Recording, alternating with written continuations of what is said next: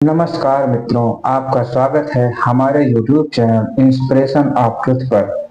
मित्रों, आज हम आपको एक ऐसी कहानी सुनाने जा रहे हैं जिसमें ऋषि गालो ने राजा ययाति से उनकी पुत्री को दक्षिणा के रूप में प्राप्त किया। फिर उसे अलग अलग समय पर अलग अलग 3 राजाओं को बेचकर उन राजाओं से 200 श्यामकरण घोड़े प्राप्त किया।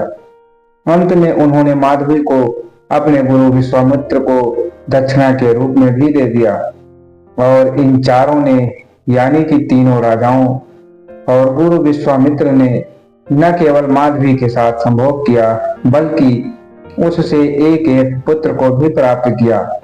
तो क्या है यह कहानी, आइए विस्तार पूर्वक जानते हैं। एक समय की बात है, धर्मराज ने विश्वामित्र मुनि की परीक्षा लेने की सोची। उन्होंने वशिष्ठ ऋषि का वेश बनाया और वे विश्वामित्र मुनि के आश्रम में पहुंच गए। वहां पर जाकर उन्होंने विश्वामित्र मुनि से खाने के लिए अन्न मांगा। उस समय विश्वामित्र मुनि के आश्रम में बना बनाया भोजन बचा नहीं था, लेकिन दरवाजे पर वशिष्ठ ऋषि को अन्न के लिए प्रार्थना करते देख विश्वामित्र मुनि को खुशी का ठिकाना न रहा और वे उन्हें थोड़ी देर विश्राम करने को कहकर अंदर जाकर खीर बनाने लगे। इतनी ही देर में वशिष्ठ बने हुए धर्मराज ने दूसरे आश्रम में जाकर अन्न को ग्रहण कर लिया। जब विश्वामित्र मुनि खीर बनाकर वशिष्ठ के पास आए तो वशिष्ठ ने कहा कि मैंने तो अन्न ग्रहण कर लिया है, अब आपका अन्न मेरे किस काम का है? आप अपना अन्न स्वयं ही रख लीजिए। यह सुनकर विश्वामित्र निराश हो गए, क्योंकि उनके दरवाजे पर आया हुआ एक याचक बिना उनसे अन्न का दान लिए बिना भोजन किए जा रहा था। ऐसे में विश्वामित्र मुनि उस अन्न को अपने सर पर लिए वहीं खड़े हो गए और उन्होंने मन ही मन प्रतिज्ञा किया कि जब तक यह अतिथि मेरा यह अन्न ग्रहण नहीं करेगा मैं यहाँ से नहीं हटूंगा। इस तरह विश्वामित्र मुनि को सर पर अन्न रखकर खड़े हुए बहुत समय बीत गया। उनके आसपास बड़ी बड़ी घास फूस उगने लगी। उनके शरीर पर चींटियों ने बावड़ी बनानी प्रारंभ कर दी। ऐसे में एक ऋषि गालव ने उनकी बहुत ही सेवा की। वे उनका ख्याल रखते, उनकी साफ सफाई करते और उनके विश्राम का भी पूरा ध्यान रखते। ऐसा करते हुए बहुत समय बीत गया।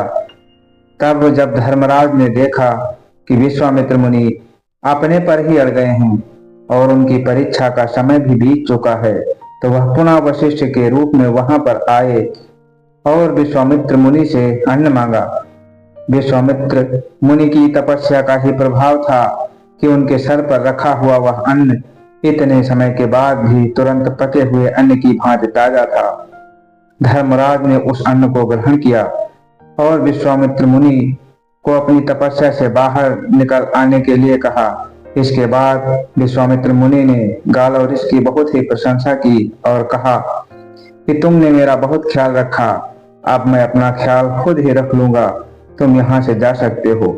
जब विश्वामित्र मुनि ने गालव ऋषि से कहा कि अब तुम यहाँ से जा सकते हो, तो गालव ऋषि ने विश्वामित्र मुनि से गुरु दक्षिणा मांगने के लिए कहा।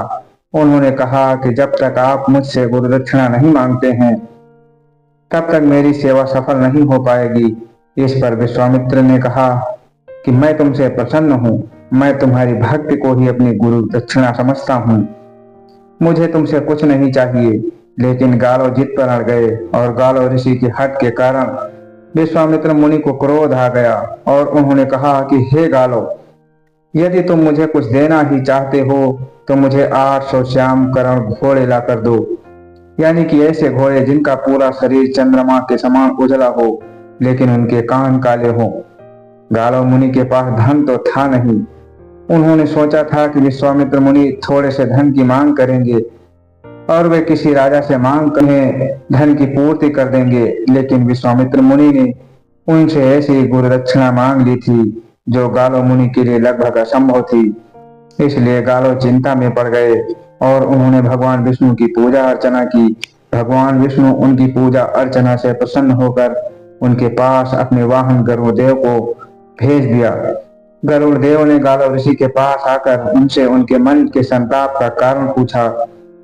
तब गालव ऋषि ने प्रारंभ से लेकर अंत तक अपनी सारी कथा गरुड़ देवता को बता दी। गालव ऋषि के दुख को सुनकर गरुड़ देवता ने कहा कि मैं तुम्हें चारों दिशाओं का संपूर्ण रहस्य बताता हूँ।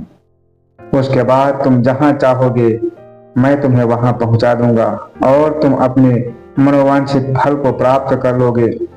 इसके बाद गरुड़ देवता ने पूर्व, पश्चिम, उत्तर और दक्षिण के संपूर्ण रहस्य गालो ऋषि को बताए।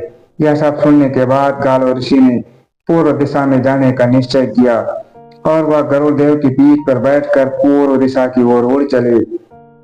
गरुड़ देव के उड़ने का वेग इतना अधिक था कि उनके पीठ पर बैठे हुए गालो ऋषि के शरीर में आग लगने लगी।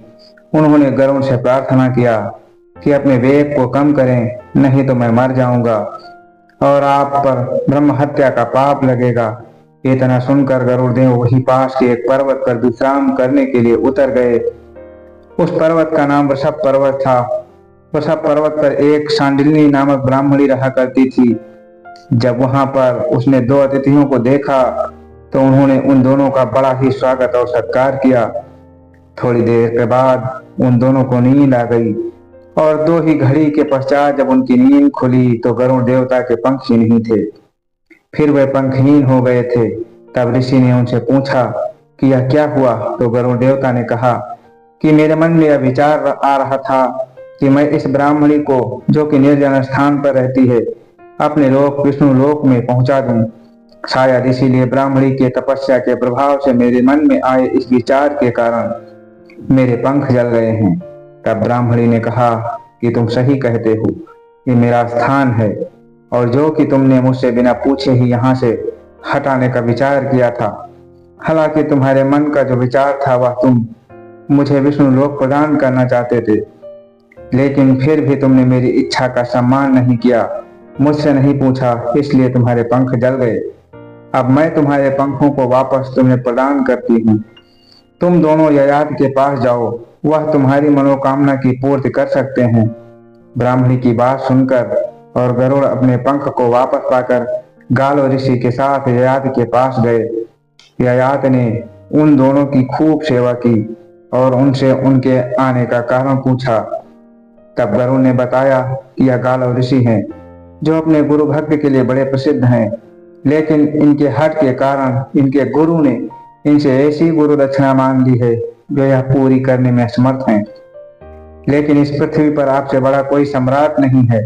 अगर आप चाहोगे तो गालो ऋषि अपनी गुरु दक्षिणा को अवश्य ही पूरा करेंगे। तब ययाति ने उनसे गुरु दक्षिणा के बारे में पूछा। इस पर गरुड़ देवता ने बताया कि गालो ऋषि को 800 श्यामकरण घोड़े चाहिए। तब ययाति ने कहा कि मैं यह देने में असमर्थ हूँ, लेकिन मेरी एक कन्या है, उसे एक महात्मा ने आशीर्वाद दिया है कि प्रत्येक प्रसव के बाद यह कन्या वापस से कन्या बन जाएगी, कुंवारी बन जाएगी और यह कन्या ऐसे पुत्रों को उत्पन्न करेगी जो अलग अलग कुलों को अपना प्रकाश प्रदान करेंगे। मैं गालो ऋषि को अपनी यह कन्या, जिसका नाम माधवी है, प्रदान करता हूँ और गालो ऋषि उसे ले जाकर किसी भी ऐसे राजा को दान में दे दें जिसके पास 800 श्यामकरण घोड़े हों, तो यह अपने गुरु दक्षिणा को पूरी कर सकते हैं। गालो ऋषि को भी यह बात पसंद आ गई और उन्होंने ययाति से उनकी पुत्री माधवी को अपने साथ लेकर गालो ऋषि अयोध्या के राजा हरियश्व के पास गए और वहां पर जाकर उन्होंने उनसे कहा कि हे राजन, तुम इस स्त्री को अपने पास रखो और मुझे इसके बदले में 800 श्यामकरण घोड़े दे दो।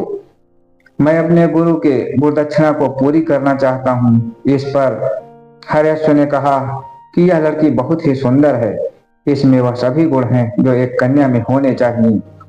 महात्मा, इस कन्या के छांग जो ऊंचे होने चाहिए ऊंचे हैं, 5 अंग जो सूक्ष्म होने चाहिए सूक्ष्म हैं, 3 अंग जो गंभीर होने चाहिए गंभीर हैं तथा इसके 5 अंग रक्तवर्ण के हैं, 2 नितंब, 2 जांघें, ललाट और नासिक यह छांग ऊंचे हैं, उंगलियों के पर्व के सोमनाथ और त्वचा यह 5 अंग सूक्ष्म हैं, स्वर अंतरण तथा नाभ यह 3 गंभीर कहे जा सकते हैं तथा हथेली पैरों के तलवे दक्षिण नेत्र प्रांत एवं वाम नेत्र प्रांत तथा नाक 5 अंग रक्तवर्ण के हैं।